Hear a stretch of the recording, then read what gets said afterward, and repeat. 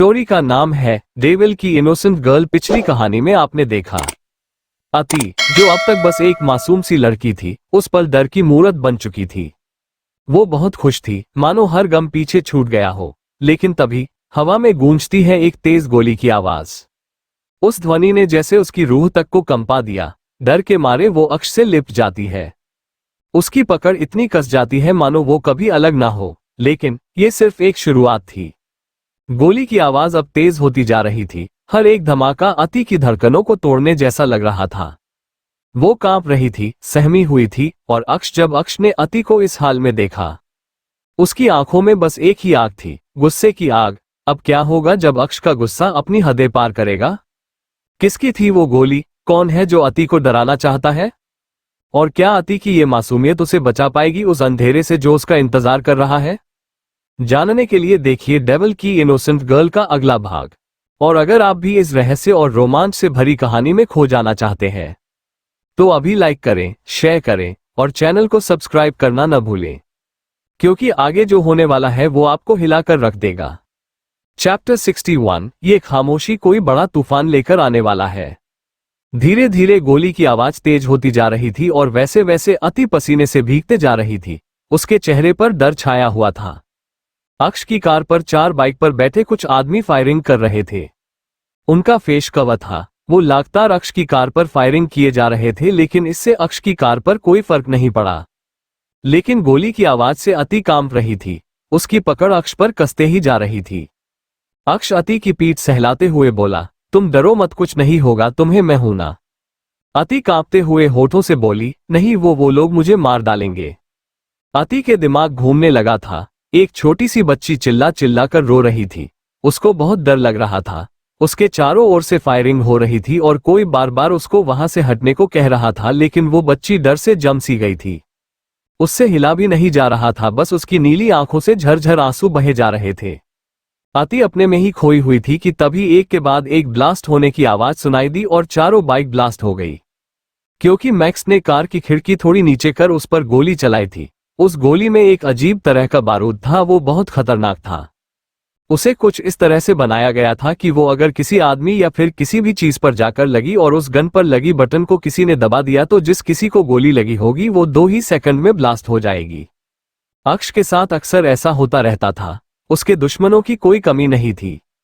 कोई भी कभी भी उस पर हमला कर सकता था, इसलिए अक्ष ने स्पेशली इसे बनवाया था। इसे मान या मैक्स हमेशा तो नहीं, पर जरूरत पड़ने पर यूज किया करते थे। मैक्स को उन लोगों पर बहुत गुस्सा आ रहा था। उनकी वजह से अति कितनी डर गई होगी, ये सोचते ही वो गुस्से से भर जाता है और उन पर फायरिंग कर देता है। ब्लास्ट की आवाज सुनते ही अति की सांसें जैसे थम सी गई। अब अति का दिल जोरों से धड़कने लगता था और वो खुद में ही सिमटने लगी थी। उसकी सांसें तेजी से चल रही थी। अति की हालत देख अक्ष गुस्से से भर गया और लेकिन फिर भी अपना गुस्सा कंट्रोल कर अति को शांत कराते हुए बोला, डोंट पैनिक वाइफी। अति ने अपनी आंखें कस के बंद कर ली और डरी सहमी हुई आवाज में बोली, वो लोग मुझे मार डालेंगे। अक्ष अति को समझा रहा था, लेकिन अति के दिमाग में कुछ और ही घूम रहा था। अति बुरी तरह से कांप रही थी। अब उनकी कार काफी दूर निकल गई थी, लेकिन अति के कानों में अब भी गोलियों और ब्लास्ट की आवाज साफ सुनाई दे रही थी, जिससे उसका सर दर्द से फट रहा था। अब अति से ये दर्द से सहन नहीं हो पा रहा था, इसलिए वो रोने लगी थी। सिर्फ वही जानती थी इस वक्त उसे क्या महसूस हो रहा है। अति अपना चेहरा अक्ष के सीने से छिपाए रो रही थी। उसका सर बहुत दर्द हो रहा था। अक्ष अपने ऑफिस बैग से एक छोटी सी इंजेक्शन निकलता है और धीरे से उसे अति के गर्दन पर चुभा देता है। अति हल्की सी आह के साथ बेहोश हो जाती है। अक्ष बिना किसी भाव के डार्क फेस के साथ उस इंजेक्शन को घूरने लगता है और कार से बाहर फेंक देता है। थोड़ी ही देर में उनकी कार रॉयल विला के सामने आकर रुकी। अति अब पसीने से भीगी हुई थी और अब भी कांप रही थी। मैक्स जल्दी से कार का डोर खोलता है। वो अति को जल्दी ही देखना चाहता था। उसे बहुत घबराहट हो रही थी। अक्ष अति को अपनी बाहों में भरकर बाहर आता है और अंदर की ओर बढ़ जाता है। मैक्स गुस्से से उबलते हुए मन ही मन बोला, अगर मैम को कुछ भी हुआ तो इसके पीछे जिसका भी हाथ है उसका मैं क्या हाल करूंगा ये मुझे खुद भी नहीं पता। मैक्स भी अक्ष के पीछे पीछे अंदर जाता है। सब हाल में बैठे बातें कर रहे थे। लक्ष्य बार बार दरवाजे की तरह देख रहा था, क्योंकि अति के आने का टाइम भी हो चुका था। अब तक तो भाभी को आ जाना चाहिए था। पता नहीं उन्हें आज इतना टाइम क्यों लग रहा है। लक्ष्य एक बार फिर से दरवाजे की तरफ देखते हुए बोलता है और उनकी इस बात पर नील लाचारी से उसे देखने लगता है। नील कुछ बोलने ही वाला था कि तभी अक्ष अंदर आता है। अक्ष की बाहों में अति बेहोश पड़ी हुई थी। अक्ष जैसे ही हाल में पहुंचता है सबकी नजरें उसी पर टिक जाती है। अति कुछ ठीक नहीं लग रही थी जिससे सब बहुत परेशान हो गए। लक्ष्य जल्दी से अक्ष के सामने आकर खड़ा हो गया। अक्ष अभी गुस्से में था। वो गुस्से से घूर कर लक्ष्य को देखता है जिससे एक पल के लिए लक्ष्य की सांसें जैसे थम सी गई थी, लेकिन फिर भी उसे जानना था अति को हुआ क्या है। लक्ष्य हिम्मत कर बोला, भाई भाभी को क्या हुआ है, वो इस तरह से क्यों है। इतना बोल वो अति को देखने लगा जो पसीने से भीगी हुई लग रही थी। लक्ष्य के चेहरे पर ही फिक्र साफ दिखाई दे रही थी। अक्ष बिना कुछ बोले अपने कमरे की ओर बढ़ने लगा। लक्ष्य जैसे ही कुछ बोलने को हुआ कि मैक्स उसका हाथ पकड़कर नामे सर हिला देता है। लक्ष्य बोलते बोलते रुक जाता है। अक्ष अति को लेकर अपने कदम के अंदर आता है। अक्ष अति को बेड पर लेटा देता है और एकटक उसके चेहरे को देखने लगता है जो रोने की वजह से लाल हो गया था। अति के उन सॉफ्ट से गालों पर रोने की वजह से आंसू के निशान बन गए थे। अक्ष हल्का झुकता है और अति के माथे पर किस कर लेता है। वो अति के बालों को सहलाते हुए बोला, तुम्हें कोई कुछ नहीं करेगा, मैं हूं ना, मैं कभी तुम्हें कुछ होने नहीं दूंगा। इतना बोल अक्ष क्लोजेट रूम में चला जाता है और थोड़ी ही देर में वापस आता है। इस वक्त उसके हाथ में अति की नाइट ड्रेस थी। अति बेहोश थी। अक्ष धीरे से अति की ड्रेस निकलता है और उसे नाइट ड्रेस पहनाने लगता है। अक्ष अति का ड्रेस चेंज करता है और वॉशरूम में चला जाता है और थोड़ी देर बाद बाहर आता है। उसके हाथ में एक गीला टॉवल था। अक्ष बेड के पास चला जाता है और अति के पास बैठ जाता है और अति के चेहरे को बड़े आराम के साथ अच्छे से साफ करता है। उसकी आंखों में इस वक्त बहुत अजीब से भाव थे। वहीं नीचे हॉल में इस वक्त सब थे। अब तक मान भी आ चुका था और जैसे ही उसे आज के बारे में पता चला है तो वो भी गुस्से से भर गया। नील नियति को उसके कमरे में जाने को बोलता है। नियति जाना तो नहीं चाहती थी लेकिन फिर भी चुपचाप अपने कमरे में चली जाती है क्योंकि इस वक्त सब काफी परेशान लग रहे थे। नियति के जाते ही सब बैठकर कुछ सोचने लगते हैं। उनके चेहरे पर गुस्सा छाया हुआ था। लक्ष्य मैक्स को ऑर्डर देते हुए बोला, कल तक मुझे किसी भी कीमत में वो गिरा हुआ इंसान अपनी आंखों के सामने चाहिए जिसने मेरी भाभी को इस तरह से डरा दिया है। लक्ष्य इस वक्त बेहद गुस्से में लग रहा था। अक्ष अति को थोड़ी देर देखने के बाद अपने कमरे से निकल जाता है और सीधा स्टडी रूम में चला जाता है जहां पर इस वक्त मान और मैक्स उसी का वेट कर रहे थे। अक्ष सोफे पर बैठ गया। उसका चेहरा पूरा डार्क था। मान परेशानी से बोला, बॉस मुझे लगता है ये जरूर उस जय का काम होगा। वो समझ चुका है आपके होते हुए कभी राजस्थान वाला प्रोजेक्ट उसके हाथ नहीं आने वाला है और इसलिए वो आप पर वार कर रहा है। अक्ष अजीब तरह से मुस्कुराया और मान को देखने लगा। अक्ष की उस मुस्कुराहट को देख मान और मैक्स दोनों का गला सूखने लगा था। मान एकदम से हड़बड़ा कर बोला, क्या हुआ बॉस, क्या मैंने कुछ गलत कहा। मान को अक्ष से डर लग रहा था। अक्ष हल्का सा मुस्कुरा दिया और बोला, जय इस तरह से मुझ पर वार नहीं करवाएगा। अब उसे अच्छे से समझ आ गया है अगर वो 100 आदमी भी भेजेगा तो भी हमारे आदमी उसे पलक झपकते ही मार गिराएंगे। अगर ये उसका प्लान होता तो मुझे कब का खबर मिल चुका होता। मान सर हिला देता है क्योंकि ये सच था। अक्ष का कोई तो आदमी था जो जय की पल पल की खबर रखता था। मैक्स कॉन्फ्यूज होकर बोला, बॉस आप इतने यकीन के साथ कैसे कह सकते हैं कि ये किसी और ने किया है। ऐसा भी तो हो सकता है कि उसने अचानक ही ये प्लान बनाया हो और आप तक इसकी खबर नहीं पहुंच पाए। अक्ष बिना किसी भाव के बोला, जय इतनी बड़ी बेवकूफी नहीं करेगा।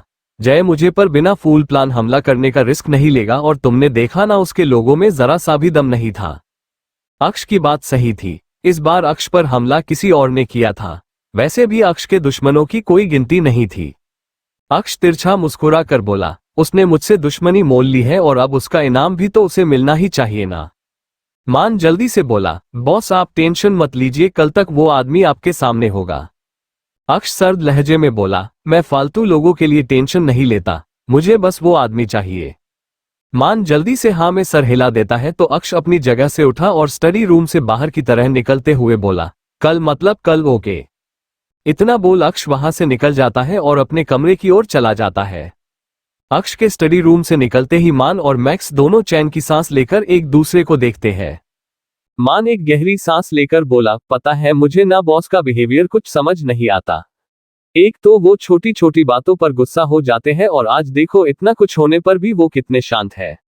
इतना कुछ होने के बाद भी जब बॉस गुस्सा नहीं करते हैं बल्कि नॉर्मल बिहेव करते हैं तो मुझे उनसे और भी ज्यादा डर लगता है।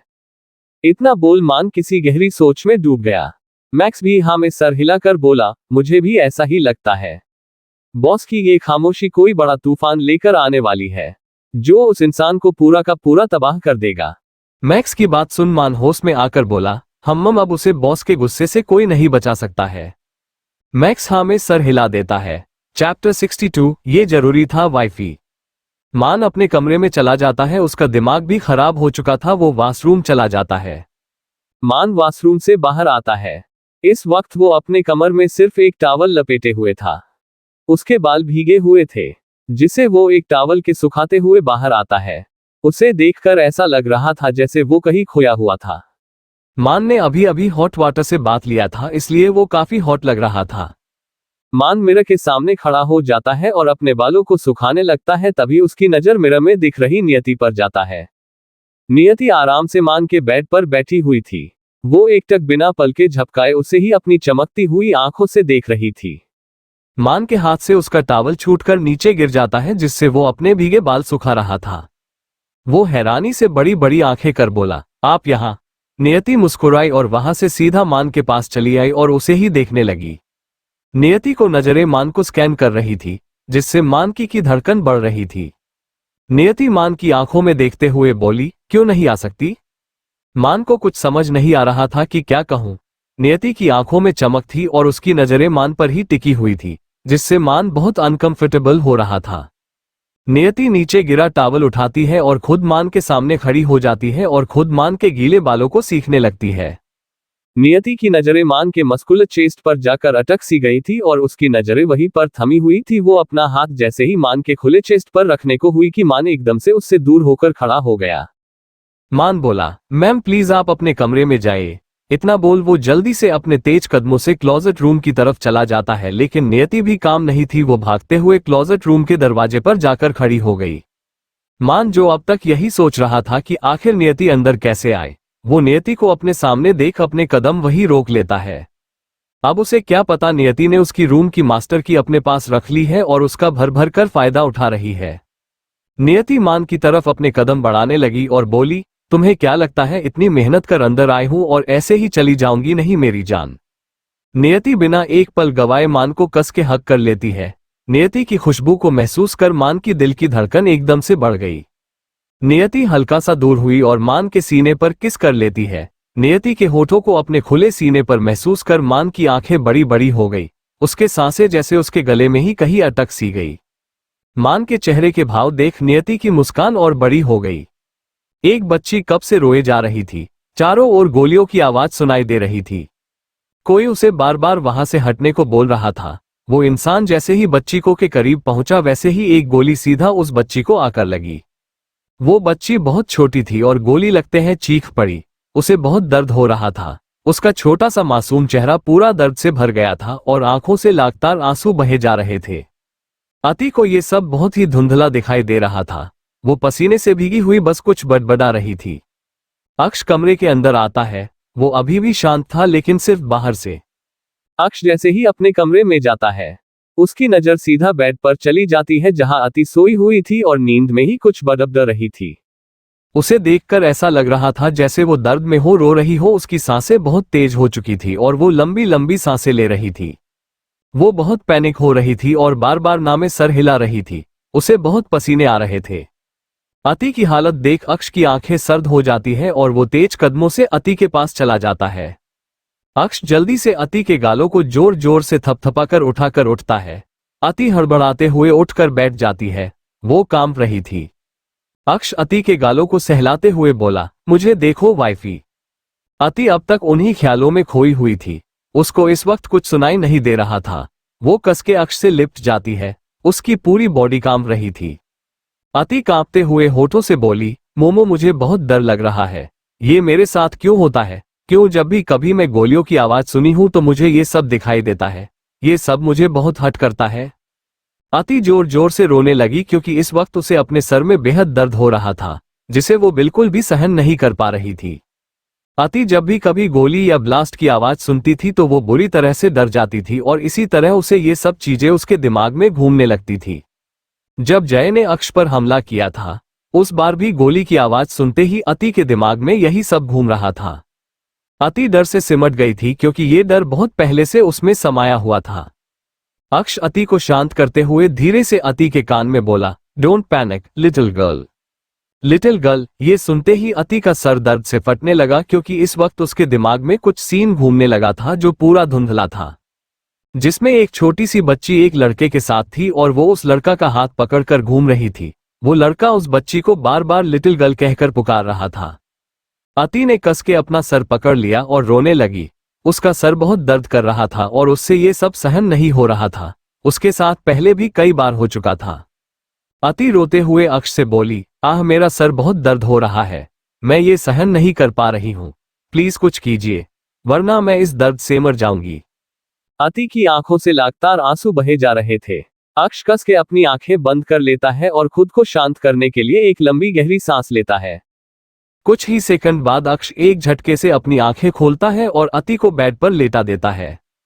अक्ष जानता था अति को क्या हो रहा है, वो ऐसा बिहेव क्यों हो रहा है। उसे अति की इस दर्द की वजह अच्छे से पता थी। अक्ष बेड से उठाता है और एक बॉक्स निकलता है और उसके अंदर से एक इंजेक्शन निकलता है। उस इंजेक्शन को देखते ही अति नामे सर हिलाने लगी और सिसकते हुए बोली, इससे मुझे बहुत पेन होता है, प्लीज मुझे ये नहीं लगवानी। अक्ष एक नजर इंजेक्शन को देखता है, फिर अति को जो अपना सर पकड़कर लेटी हुई थी। अक्ष अति के पास आकर बैठ जाता है। अक्ष बिना किसी भाव के बोला, बस थोड़ा सा पेन होगा फिर बस ठीक हो जाएगा, ओके। अति नामे सर हिला देती है। अक्ष डार्क फेस के साथ अति के कंधे पर वो इंजेक्शन इंजेक्ट कर देता है, जिसके साथ ही अति बेहोश हो जाती है। अक्ष काफी देर तक अपनी सर्द नजरों से उस इंजेक्शन को घूरता है और फिर अति को देखता है। अति का वो छोटा सा मासूम चेहरा रोने की वजह से पूरा लाल हो गया था। उसके सॉफ्ट से गालों पर आंसू के निशान बन गए थे। अक्ष गुस्से से उस इंजेक्शन को फर्श पर फेंक देता है, फिर अति के कंधे को देखता है जहां उसने इंजेक्शन लगाया था। अक्ष वहां पर किस कर अपने होठों से हल्का हल्का सहलाते हुए बोला, ये जरूरी था वाइफी। अक्ष अति को अपनी बाहों में भरकर कर उसे पूरी तरह से अपने ऊपर लेटा देता है और उसके सर को सहलाते लगता है।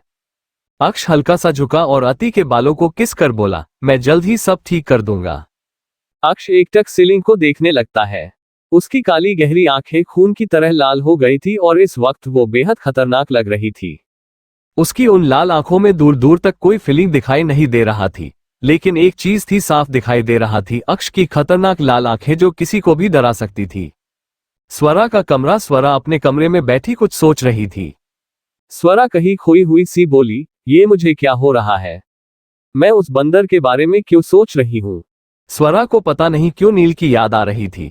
स्वरा बेड पर सीधा लेट गई और आंखें बंद कर बोली, अब सो जा स्वरा वरना सुबह तेरी जल्दी गुड मॉर्निंग नहीं होगी और फिर मुझे कॉलेज भी तो जाना है।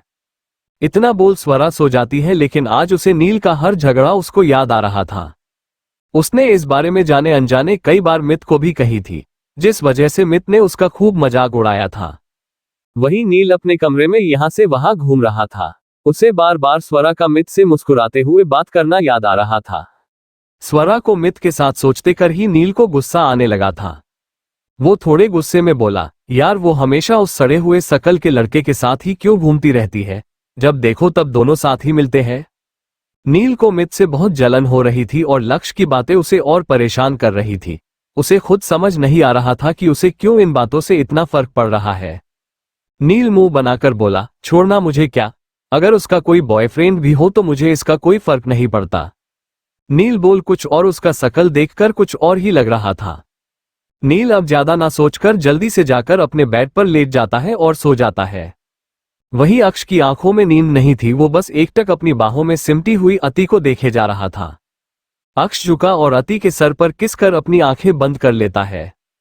सुबह का वक्त अति की आंखें खुलती है और वो धीरे से अपनी आंखें खोलती है। अति की आंखें अभी अच्छे से खुली भी नहीं थी कि वो अपना सर पकड़कर बैठ जाती है। आह, ये इतना दर्द क्यों कर रहा है, अति अपने सर में हो रहे दर्द से परेशान होकर बोली है। अक्ष जो उसके ठीक सामने बैठा उसे ही एकटक निहार रहा था। अक्ष जैसे ही अति की बात सुनता है तो अति के सर पर अपने हाथ रख देता है और धीरे धीरे सहलाने लगता है। अति को जब किसी के हाथ अपने सर पर महसूस हुए तो वो जल्दी से हड़बड़ा कर अपनी बंद आंखें खोलती है और अक्ष को देखने लगती है। अक्ष अति के सर को धीरे धीरे सहलाते हुए बोला, ज्यादा दर्द हो रहा है क्या? अति कुछ नहीं बोलती है। उसे जैसे ही कल वाली बात याद आती है तो वो डर से सहम सी जाती है। उसे इसकी सच्चाई जाननी थी। वो जैसे ही अपने दिमाग पर जोर देती है कि उसे फिर से दर्द होने लगता है और वो कस के अपना सर पकड़ लेती है। अक्षय एक गहरी सांस लेकर बोला, वो तुम्हारा बैड ड्रीम था, उसे भूल जाओ। अति उन धंधली यादों को याद कर परेशान हो जाया करती थी। अति सिर्फ हाँ में सर हिला देती है, लेकिन उसके दिमाग में इस वक्त बहुत कुछ चल रहा था। अति को इसकी सच्चाई जानती थी। ये उसके लिए आसान नहीं था, लेकिन फिर भी वो खुद को अंदर से मजबूत करती है। वैसे भी ये उसके साथ पहले भी हो चुका था। अति एक गहरी सांस लेकर मन ही मन खुद से बोली, मुझे इसकी सच्चाई जाननी है। मैं आज ही डैड से इसके बारे में बात करूंगी और इस बार उन्हें सच बताना ही होगा। अति ने इस बारे में निरंजन जी से कई बार बात की थी, लेकिन निरंजन जी हर बार कोई ना कोई बहाना बनाकर टाल देते थे। अक्ष फास्ट एंड बॉक्स से एक मेडिसिन निकालकर अति को देता है। मेडिसिन को देखते ही अति मुंह बनाकर बोली, मुझे नहीं खानी ये कड़वी। अति बोलते बोलते ही रुक गई, क्योंकि अक्ष की आंखें अभी तक बेहद लाल थी, जिसे देखते ही अति डर गई। अति डर कर अपनी नीली आंखें कस के बंद कर लेती है। अक्ष अति की इस हरकत को देख बिना किसी भाव के बोला, तुम्हारे सर में दर्द हो रहा है। अति जल्दी जल्दी ना में सर हिला देती है। उसे डर था अगर वो हाँ बोलेगी तो अक्ष कहीं उससे गुस्सा ना हो जाए। अक्ष अति का चेहरा अपने चेहरे के करीब कर बोला, आंखें खोलो वाइफी। अति ना में सर हिला लेती है तो इस बार अक्ष कड़क आवाज में बोला, I said open your eyes. अति को अब ना चाहते हुए भी अपनी आंखें खोलनी पड़ी। उसे अक्ष से बहुत डर लगता था। वो अक्ष को गुस्सा दिलाने का रिस्क नहीं ले सकती थी। अति आंखें खोलते ही बेचारा सा मुंह बनाकर अक्ष को देखने लगती है। वो इस वक्त बहुत क्यूट लग रही थी। अति अपनी बड़ी बड़ी पलकें झपकाकर धीरे से बोली, क्या आप मुझसे गुस्सा हो? अति की आवाज में मासूमियत थी। अक्ष अति के दोनों सॉफ्ट गालों को सहलाते हुए बोला, ओह माय लिटिल गर्ल, तुम्हें पता भी नहीं है तुम कितनी ज्यादा इनोसेंट हो। अति जल्दी से बोली, पता है मैं बहुत इनोसेंट हूं, क्योंकि सभी यही बोलते हैं। ये बोलते वक्त अति कितनी मासूम लग रही थी, इसे शब्दों में बता पाना मुश्किल है। अक्ष डेविल स्माइल करने हुए बोला, तुम इनोसेंट के साथ साथ स्वीट भी बहुत हो। अगर तुमने ये मेडिसिन नहीं खाई तो मैं तुम्हें खा जाऊंगा। अति हैरानी से आंखें बड़ी बड़ी कर अक्ष को देखने लगी। अक्ष अति को मेडिसिन देता है तो अति इस बार बिना कुछ बोले ही चुपचाप खा लेती है, लेकिन उसकी नजरें बार बार अक्ष की लाल आंखों को चोरी चोरी देख रही थी। चैप्टर 63, मुझे घूरने को पूरी रात पड़ी है। अति आज कॉलेज नहीं गई थी। उसका किसी में मन नहीं लग रहा था। उसकी वो धुंधली यादें उसे अब तक परेशान कर रही थी। उसने निरंजन जी से इस बारे में बात की तो उन्होंने इस बारे में कोई जवाब नहीं दिया, बल्कि अपनी ही बातों में पूरी तरह से उलझा दिया। अति मुंह फूलाकर सोफे पर बैठ गई और बोली, अब क्या करूं? कैसे पता करूं कि मेरे साथ ऐसा क्यों होता है? मुझे इसके बारे में पता करना है, पर कैसे? क्या करूं? कुछ सोच अति, सोच। इतना बोल अति अपनी आंखें बंद कर कुछ सोचने लगती है। अति उन धंधली यादों को सोच रही थी और उसके बारे में सोचते ही उसके सर में एक बार फिर से दर्द होने लगा था। मैंने कहा था ना, इस बारे में सोचकर अपने दिमाग पर जोर मत देना। ये तुम्हारी हेल्थ के लिए सही नहीं है। अब देखो फिर से सर दर्द होने लगा ना। इतना बोल अक्ष उसके पास बैठ जाता है और अति के सर पर हाथ रख लेता है और बालों को सहलाने लगता है। अति हैरानी से अपनी बंद आंखें खोल अक्ष को देखने लगी। वो हैरान थी कि अक्ष को कैसे उसकी हर छोटी से छोटी बातें पता है। अति अक्ष की आंखों में देखते हुए बोली, आप मुझसे झूठ बोलते हो। आपके पास कोई स्पेशल मैजिक है ना, जिससे आपको मेरे बारे में सब पता चल जाता है? वरना आपको कैसे पता चलता कि मैं जब भी इस बारे में सोचती हूं तो मेरे सर में दर्द होता है? अक्ष मुस्कुरा दिया और का सर अपने गोद में रखकर बोला, मैंने कहा ना तुम मेरी लिटिल गर्ल हो, और मैं लिटिल गर्ल की हर छोटी से छोटी बातों को जानता हूं। Because you are mine, only mine wifey. अति भी चुपचाप वैसे ही लेटे जाती है। अति अक्ष को देखने लगी। अब तक अक्ष को ऑफिस में होना चाहिए था, लेकिन उसे यहां देख अति पूछ पड़ी, आप आज ऑफिस क्यों नहीं गए? अक्ष बिना किसी भाव के बोला, मैंने सोचा आज मैं अपनी लिटिल वाइफी के साथ कहीं बाहर जाऊं और उसके साथ कुछ स्वीट पल एंजॉय करूं। आज का मेरा पूरा दिन सिर्फ मेरी लिटिल वाइफी का हो, जिसमें कोई हमें डिस्टर्ब ना करे।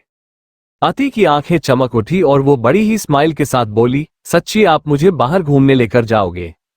अक्ष सिर्फ हाँ में सर हिला देता है तो अति बहुत खुश हो जाती है और उछलकर बोली, मैं अभी रेडी होकर आती हूँ। इतना बोल अति जल्दी अपनी जगह से उठी और लगभग भागते हुए क्लोजेट रूम में चली जाती है। अक्ष अति की इस हरकत से ना में सिर हिला देता है और फिर मान को कुछ मैसेज कर देता है। अति जल्दी जल्दी अपने लिए ड्रेस ढूंढने लगती है। थप्पड़ लीजा के गाल पर झाड़ दिया। ये थप्पड़ काफी कड़क था जिससे लीजा का चेहरा एक तरफ झुक गया। मान तो बस देखते ही रह गया क्योंकि ये सब बहुत जल्दी में हुआ था। लीजा गुस्से से लाल होकर अपने और मान के बीच खड़ी नियति को घूरती है। लीजा गुस्से से चिल्लाते हुए बोली, तुम्हारी हिम्मत कैसे हुई मुझे पर हाथ उठाने की। नियति मुस्कुराए और लीजा के गाल पर एक और कस के थप्पड़ जड़कर बोली, ऐसे इसमें इतनी हैरानी वाली क्या बात है जो तुम इस तरह से चिल्ला रही हो। अगर इस बार भी समझ नहीं आया कि मैंने कैसे तुम पर हाथ उठाया है तो मैं तुम्हें और भी अच्छे से समझा सकती हूँ। इतना बोल नियति लीजा को एक वार्निंग लुक देती है। Royal villa. अति जल्दी से रेडी होकर क्लोजेट से बाहर आती है तो देखती है अक्ष सोफे पर बैठा उसकी का वेट कर रहा था। अति की आहट महसूस करते ही अक्ष अपनी नजरें फोन से हटाकर अति को देखता है तो बस देखता ही रह जाता है। अति ने इस वक्त थाई तक की स्ट्रैप वाली ड्रेस पहन रखी थी जिससे उसका खुला कंधा बेहद आकर्षक लग रहा था। उसके बाल खुले हुए थे और पैरों में ब्लैक सैंडल थी जो उसके गोरे पैर को और खूबसूरत बना रही थी और हमेशा की तरह ही चेहरे पर भर भर कर मासूमियत भरी हुई थी। अति की नीली आंखों में एक अगल ही चमक थी जो उसकी खूबसूरती को और बढ़ा रही थी। अति एक बार मिरर में खुद को देखती है और जल्दी से अक्ष के सामने आकर खड़ी हो जाती है। अक्ष बिना पलके झपकाए एकटक अति को ही देख रहा था। अति उस ड्रेस में बहुत प्यारी लग रही थी।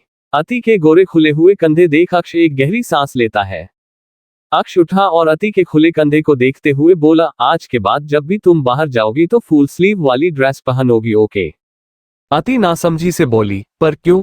अक्ष अति के सर से अपना सर जोड़कर बोला, क्योंकि मैं नहीं चाहता और तुम इस मामले में कोई जिद नहीं करोगी। अति ने अब कुछ नहीं कहा। वो अक्ष को बिल्कुल भी गुस्सा नहीं दिलाना चाहती थी। उसने बिल्कुल किसी शरीफ बच्चे की तरह हाँ में गर्दन हिला दी। अक्ष अति के कंधे को उसके बालों से कवर करते हुए बोला, कहाँ जाने का प्लान है? अक्ष अच्छे से अति के खुले हुए कंधे को कवर कर देता है और उसे ही देखने लगता है। अति अपने होठों पर उंगली रखकर सोचने लगी कि उसे कहाँ जाना चाहिए। उसके हल्के पिंक होठों पर रेड बेबी लिप बाम लगा हुआ था जिससे उसके होठ चमक रहे थे। अक्ष की नजरें अति के होठों पर जाकर वही अटक सी गई। उसकी गहरी नजरें वहां से जरा सा भी इधर से उधर नहीं हो रही थी। अति को अंदाजा तब नहीं था कि उसकी इस हरकत से अक्ष के अंदर क्या हलचल पैदा हो रही है।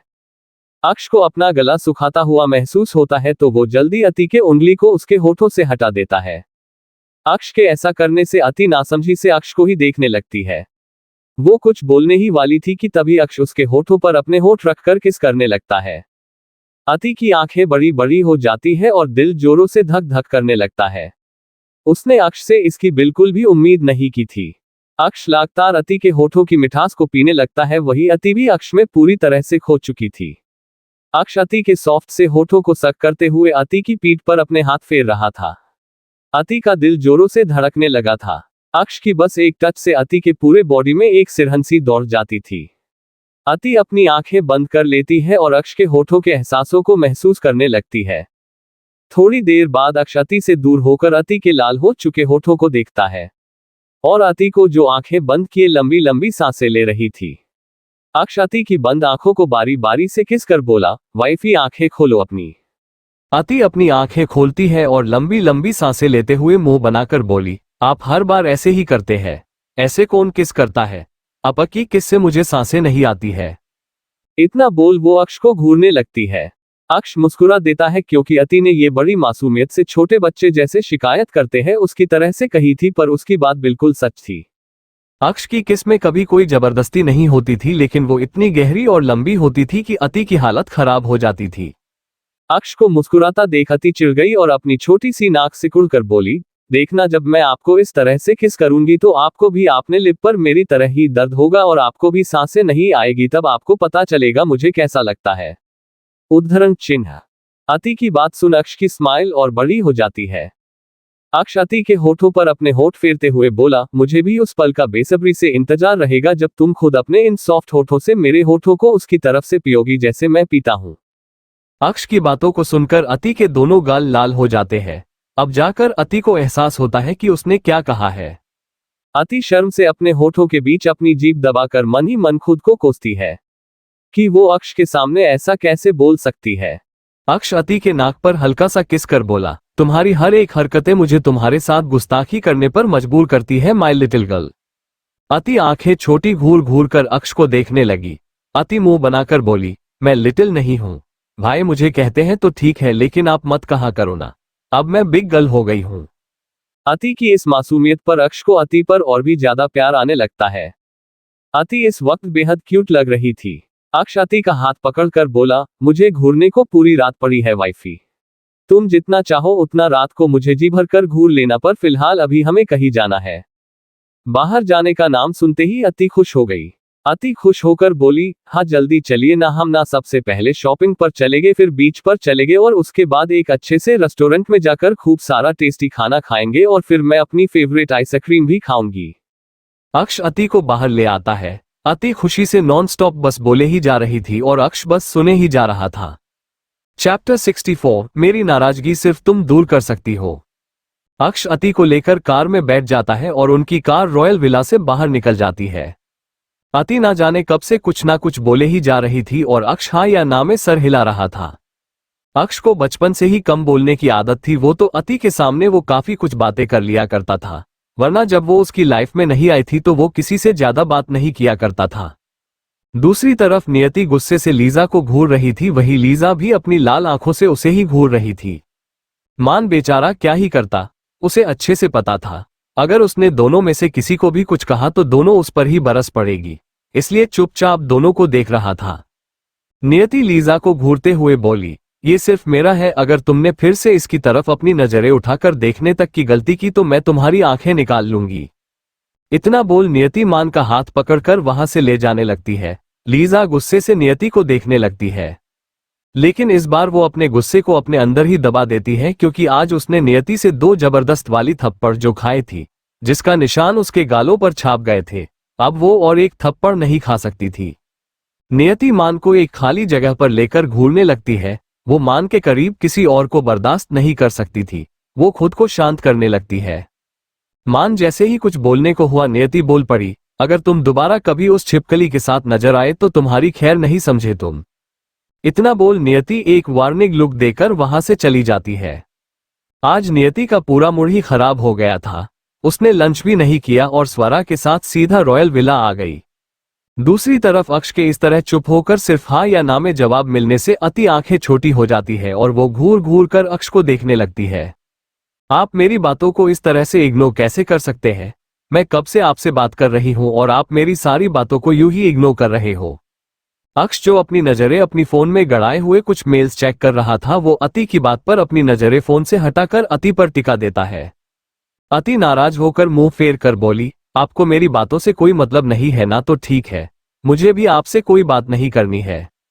अति बिल्कुल किसी छोटे बच्चे की तरह गुस्सा हो गई थी। उसे अक्ष का इस तरह से उसकी बातों को बेमन से सुनना अच्छा नहीं लगता है, लेकिन ये सच नहीं था। अक्ष उसकी सारी बातें ध्यान से सुनकर हाँ या ना में जवाब दे रहा था। अक्ष गहरी सांस लेकर अपना फोन सिर पर रखता देता है। अति का उससे यूं इस तरह से मुंह फेर लेना उसे पसंद नहीं आया था। अक्ष उसका छोटा सा चेहरा अपने हाथों में भरकर अपनी तरफ करता है तो अति जल्दी से फिर से दूसरी तरफ अपना मुंह फेर लेती है। अति की इस बच्चों वाली हरकत पर अक्ष हल्का सा मुस्कुरा दिया और बोला, हे वाइफी, तुम यूं छोटे बच्चों की तरह क्यों मुझसे मुंह फेर रही हो? अति अक्ष से अपना चेहरा छुड़ाते हुए बोली, आप मुझसे बात मत कीजिए, मैं गुस्सा हूं आपसे, मुझे आपकी कोई बात नहीं सुननी है। अक्ष एक तिरछी स्माइल करते हुए बोला, ठीक है, अब जब तुम मुझसे गुस्सा हो तो मेरे साथ घूमने थोड़ी ही जाओगी। मैं तुम्हें घर ड्रॉप कर देता है, फिर किसी और के साथ कहीं अच्छी सी जगह घूमने चला जाता हूं। अक्ष की इस बात से अति का चेहरा देखने लायक हो गया था। अब अति सारा गुस्सा भूल गई थी। अति जल्दी से बोली, नहीं नहीं, मैं कहाँ आपसे गुस्सा हूं, मैं तो बिल्कुल भी गुस्सा नहीं हूं, देखो। इतना बोल अति अपने होठों पर मुस्कान बिखेर देती है और उसकी इस हरकत पर अक्ष के होठों पर एक ना दिखने वाली स्माइल आ जाती है। थोड़ी ही देर में उनकी कार एक बड़े से मॉल के बाहर आकर रुकी जाती है। अति खुशी से चहकते हुए अक्ष को देखने लगी और बोली, जल्दी चाहिए, वरना अगर सारा टाइम शॉपिंग पर चला जाएगा तो फिर हम बीच पर मस्ती कब करेंगे? अक्ष बिना कुछ बोले चुपचाप अति के चेहरे पर मास्क लगता है तो अति अक्ष को घूरते हुए बोली, ये क्या है? मुझे ये नहीं लगाना है। इतना बोल अति मास्क उतरने लगती है तो अक्ष उसका हाथ पकड़ लेता है। अक्ष बिना किसी भाव के बोला, अगर तुम्हें घूमना है तो मास्क लगाना पड़ेगा वरना घर चलो। अति बच्चों वाला मुंह बनाकर जल्दी जल्दी ना में सर हिलाकर बोली, नहीं नहीं मुझे घर नहीं जाना। वो चुपचाप अक्ष के हाथों से मास्क पहन लेती है और तभी उसके चेहरे पर बड़ी सी स्माइल आ जाती है क्योंकि अक्ष ने भी मास्क पहन लिया था। अक्ष अति का हाथ पकड़कर अंदर जाता है। इस बार वो दूसरे मॉल पर आए थे। मैक्स उनका पहले से ही वेट कर रहा था। वो अति को देखकर मुस्कुराते हुए बोला, मैम आज आप बहुत क्यूट लग रही है। अति बड़ी सी स्माइल करते हुए बोली, सच्ची भाई। मैक्स मुस्कुराते हुए हाँ में सर हिलाता है। वही अक्ष घूर कर मैक्स को देखने लगता है जैसे उसने कोई बहुत बड़ा गुनाह कर दिया हो। अति की तारीफ करके वैसे बेचारे ने गलत ही क्या कहा था। किसी की नजरों की तपीस महसूस होते ही मैक्स अक्ष को देखता है जो उसे ही घूर रहा था। इस वक्त फेस पर मास्क की वजह से अक्ष की सिर्फ काली गहरी आंखें ही दिखाई दे रही थी और अक्ष की काली गहरी नजरें खुद पर महसूस कर मैक्स डर जाता है। अक्ष मैक्स को घूरते हुए बोला, अगर तुम्हारी तारीफ हो गई हो तो क्या हम अंदर जा सकते हैं? इतना बोल अक्ष अति का हाथ पकड़कर अंदर की तरफ चला जाता है। वही मैक्स भी उनके पीछे ही अंदर आ जाता है। आज भी पहले की तरह ही पूरा मॉल खाली था। अति इस बारे में ज्यादा नहीं सोचती है, वैसे भी उसे ज्यादा लोगों के बीच रहने की आदत नहीं थी। मैक्स को अपने पीछे आता देख अक्ष रुक जाता है और फिर बिना पूछे मुड़े ही सर्द आवाज में बोला, हमारे पीछे घूमना छोड़कर चुपचाप बाहर हमारा वेट करो। मैक्स बिना कुछ बोले बाहर चला जाता है। अति आंखें छोटी कर अक्ष को घूरते हुए मन ही मन बोली, हर वक्त ऑर्डर देते रहते हैं उन्हें। अति सबसे पहले मेन सेक्शन पर जाती है और खूब सारी शर्ट लेती है। ये सभी बहुत ही क्लासी और महंगी थी। अति के पास तो पहले ही सब कुछ था। अक्ष उसे कभी किसी चीज की कमी कहाँ होने देता था। इस बार अति अपने भाइयों के लिए शॉपिंग करने आई थी। अति एक शर्ट अक्ष के हाथ में देकर बोली, आप इसमें कितने क्यूट लगेंगे, जाइए ना जल्दी से इसे ट्राई करके आए, मैं आपको इस शर्ट में देखना चाहती हूँ। अक्ष एक नजर अति को देखता है और फिर अपने हाथ में पकड़ी शर्ट को फिर ना में सर हिलाकर बोला, नहीं मुझे कोई ट्राई नहीं करना। अति मुंह बनाकर अक्ष को घूरने लगती है और नियति और स्वरा के लिए भी कुछ लेती है। जब अति को सारी शॉपिंग हो गई तो अति अक्ष की बाजू पकड़कर बोली, मैं थक गई। अक्ष बिना एक पल गवाए अति को अपनी बाहों में उठा लेता है और बाहर की तरफ बढ़ जाता है। अति हड़बड़ा कर बोली, कोई देख लेगा मुझे नीचे उतारिए। अक्ष आगे बढ़ते हुए बोला, अपनी चारों तरफ देखो, किसी की हिम्मत है तुम्हारी तरफ नजरें उठाकर देखने की? अगर है तो उसकी नजरें कैसे झुकानी है ये मुझे अच्छे से आता है। अति चारों तरफ अपनी नजरें घुमा कर देती है तो सब नजरें झुकाकर खड़े थे। अब अति भी चुपचाप अक्ष की बाहों में हाथ डाल उसे देखने लगती है क्योंकि वो सच में सबके लिए शॉपिंग करते करते बहुत थक गई थी। फिर भी उसे बीच घूमने जाना था, लेकिन उससे पहले उसे खूब सारा टेस्टी खाना खाना था। मैक्स शॉपिंग का सारा सामान लेकर रॉयल विला चला जाता है। वैसे भी अक्ष को अति के साथ अलेके में टाइम स्पेंड करना था। अब तक शाम हो चुकी थी इसलिए अति को जोरों की भूख लगती थी। कुछ ही देर में दोनों एक छोटे से रेस्टोरेंट में थे जहां पर अति ने पेट भरकर खाना खाया और फिर आइसक्रीम भी खाए। अपनी तो खाए ही, साथ में अक्ष की भी खा गई। फिर दोनों की कार बीच के लिए निकल गई। थोड़ी देर बाद उनकी कार बीच के किनारे रुकी और अति खुश होकर बाहर आए। इस वक्त वहां का सीन बेहद खूबसूरत था, पर हैरानी की बात यह थी कि ये पूरा बीच भी पूरा खाली था, लेकिन इससे अति को कोई लेना देना नहीं था। उसे सिर्फ अपनी मस्ती से मतलब था। अति बीच के किनारे जाकर पानी की लहरों में खाली पैर चलने लगी। ऐसा करने से अति को बेहद सुकून मिलता था। अति ने सुकून से अपनी आंखें बंद कर ली कि तभी अचानक उसके सामने कुछ सीन घूमने लगा। अति ने जल्दी से अपनी आंखें खोली क्योंकि अगर वो इस बारे में ज्यादा सोचती तो उसे प्रॉब्लम हो सकती थी जो उसकी सारी एंजॉयमेंट को खराब कर देती, जो अति बिल्कुल भी नहीं चाहती थी। अति को खुश देख अक्ष एक गहरी स्माइल के साथ बोला, जल्द ही मैं तुम्हें याद आ जाऊंगा। इतना बोल अक्ष अति के पास चला जाता है। अक्ष को अपने सामने देख अति को कुछ मस्ती सुझाती है और वो पानी को अपने छोटे छोटे हाथों में भरकर अक्ष की तरफ फेंकने लगती है। अक्ष उन पानी से बचते हुए बोला, हे क्या हरकत है वाइफी। अति दोबारा अक्ष पर पानी डालते हुए बोली, ओहो डेविल आप कितने बोरिंग हो, आप कोई भी पल एंजॉय क्यों नहीं करते? हर बार खड़ूस टीचर की तरह बिहेव करना अच्छी बात नहीं होती। इतना बोल अति मुंह बनाकर अक्ष को देखने लगती है। अक्ष खुद के भीगी हुई शर्ट देख अति को घूरते हुए बोला, यू गॉट अ पे for little girl.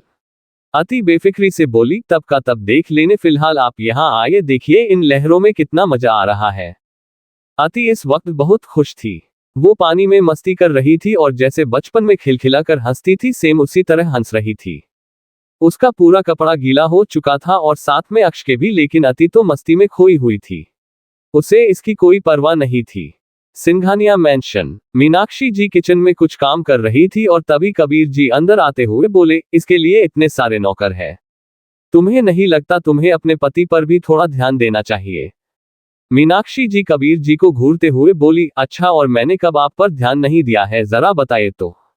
Kabir ji मुस्कुराते हैं और मीनाक्षी जी के हाथ से चाकू लेकर उसे एक साइड रखते हैं और उसको प्यार से अपनी बाहों में भरकर बोले, देखो हर बार तुम मेरे साथ ऐसा ही करनी हो। अगर मुझ पर थोड़ा भी ध्यान दिया होता तो आज अधिक हमारा अकेले बेटा नहीं होता। मीनाक्षी जी आंखें छोटी कर कबीर जी को घूरने लगी और मुंह बनाकर बोली, किसने कहा हमारा एक ही बेटा है? कबीर जी कस के मीनाक्षी जी को हक कर झूठी नाराजगी दिखाते हुए बोले, देखो हर बार तुम मेरे साथ ऐसा ही करती हो, कुछ ना कुछ ऐसा बोलती हो जिससे मैं चुप हो जाता हूं। कभी तो अपने इतने प्यारे पति को बिना बोले प्यार किया करो। कबीर जी इतना बोल मुंह बनाकर मीनाक्षी जी को और भी अच्छे से अपनी बाहों में भर लेते हैं। मीनाक्षी जी मुस्कुराए और कबीर जी के बालों को सहलाते हुए बोली, एक मेरा बेटा शादी के नाम से भागता है और आपको उसके बारे में सोचना छोड़ रोमांस करना है। जरा तो शर्म कीजिए और जाए और जाकर समझाए अपने बेटे को, अब नहीं तो कब करेगा शादी? कबीर जी थोड़ा परेशान होकर बोले, 1 साल से वही तो कर रहा हूं। तुम भी ये अच्छे से जानती हो, एक नहीं 1000 बार बोल चुका हूं, लेकिन पता नहीं शादी का नाम सुनते ही उसे क्या हो जाता है। वो सीधा मना ही कर देता है, फिर मैं क्या ही बोलूं? मुझे तो कुछ समझ नहीं आता उसकी प्रॉब्लम क्या है। अब तो मैं बोल बोल कर थक चुका हूं। मीनाक्षी जी और कबीर जी दोनों 2 साल से अक्ष और अधिक के पीछे पड़े थे कि वो शादी कर ले।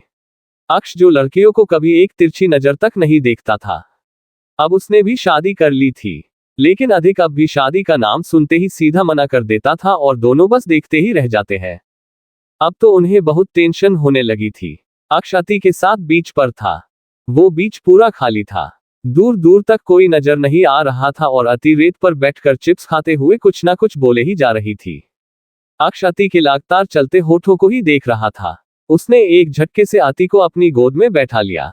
अति तो बस देखते ही रह गई, क्योंकि ये सब काफी जल्दी में हुआ था। अति मुंह बनाकर बोली, आप हर बार मुझे अपनी गोद में क्यों बैठा लेते हैं? मैं कोई छोटी बच्ची नहीं हूं। इतना बोल अति फिर से शुरू हो गई। अक्ष ने अति को अपने सामने कर बैठाया था। अति के दोनों पैर अक्ष के कमर पर लिपटे हुए थे और उसके दोनों हाथों में चिप्स के पैकेट थे जो लगभग खत्म हो चुके थे। अक्ष अति के लगातार चलते होठों को देख रहा था जो उसे उसका कंट्रोल खोने पर मजबूर कर रहा था। वो अति के होठों की तरफ झुका तो अति की सारी बोलती ही बंद हो गई। अक्ष अति के होठों पर हल्का सा किस कर दूर हो जाता है तो अति हैरानी से अक्ष को देखने लगी, क्योंकि अक्ष जब भी उसके होठों को अपने होठों से छूता था तो उनकी किस काफी लंबी और गहरी होती थी। पता नहीं क्यों पर अति को ये बिल्कुल पसंद नहीं आए और वो अपने हाथों में पकड़ी चिप्स को साइड में रखकर टेंशन में बोली, आप मुझसे नाराज हो? अक्ष एकटक अति को देखने लगा और इमोशनलेस होकर बोला, तुम्हें ऐसा क्यों लगता है?